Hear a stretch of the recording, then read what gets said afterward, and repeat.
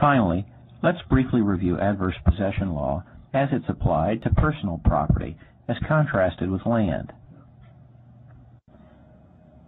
Suppose that Wells owns a valuable painting which she currently has on loan to a major art gallery.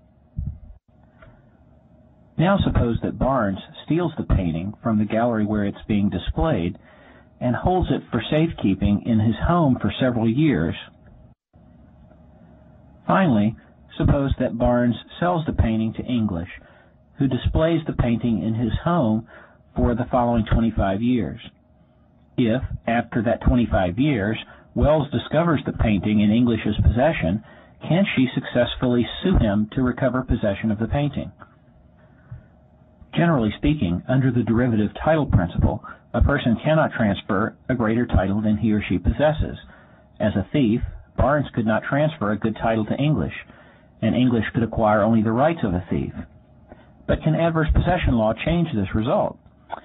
English would argue that he has satisfied the elements of adverse possession, as he has possessed the painting for 25 years and has displayed it in his home, exactly the sort of conduct we would expect from the owner of a painting.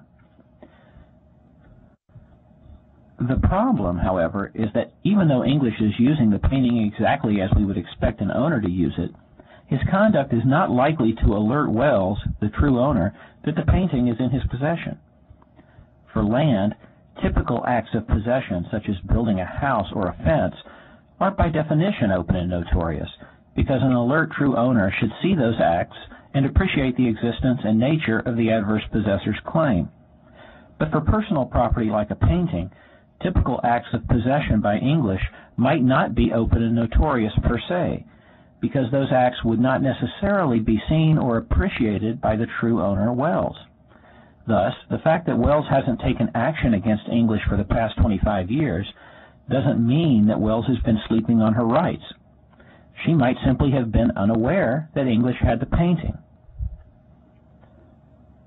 This dilemma calls into question whether the common law adverse possession standard is really workable with regard to personal property.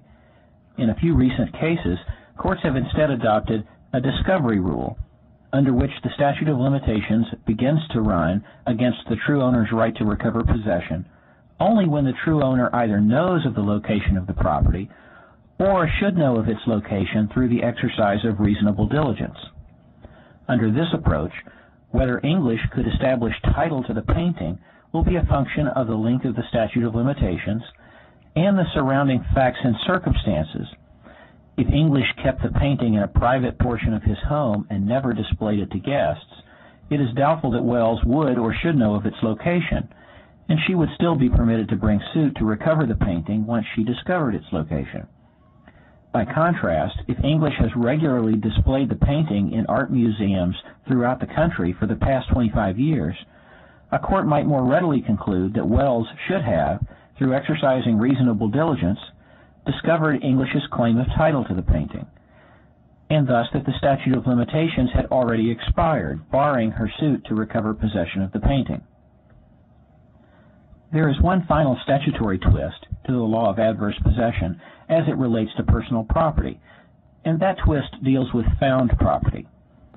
Under the general common law rules, a finder of lost property acquires a title to it that is superior to all persons except the true owner and those who can demonstrate prior possession. Thus, if Smith loses her watch and Jones later finds it, Smith can recover that watch from Jones unless Smith's cause of action is time-barred by virtue of adverse possession. In many states, however, Smith's right to recover possession of the watch might be influenced by a finding statute. Finding statutes exist primarily to encourage finders of lost objects to take the steps necessary to publicize their finds, thereby increasing the likelihood that lost objects will be reclaimed and reunited with their true owners. A finder who complies with the applicable finding statute can establish a claim of good title, even against the true owner, in a much shorter period of time. For example, let's assume that Jones found the watch in Missouri and that the watch was worth more than $10. Under the Missouri finding statute, Jones could acquire superior title to the watch if she followed the following steps. First, within 10 days of finding the watch, Jones would have to file an affidavit with the circuit judge in the county where it was found, identifying the time and the place of her finding. Second, Jones would have to file a description of the watch and its value with the clerk of the county court and post that description at the courthouse and in 4 other public places within the county.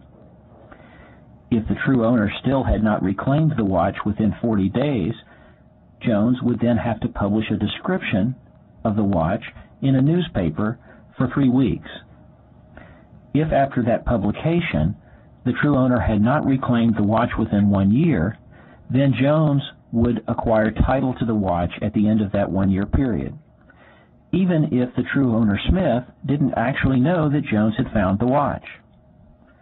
If Jones did not comply with the finding statute, however, then Jones would be unable to acquire title to the watch except by virtue of the longer time period applicable to adverse possession claims generally.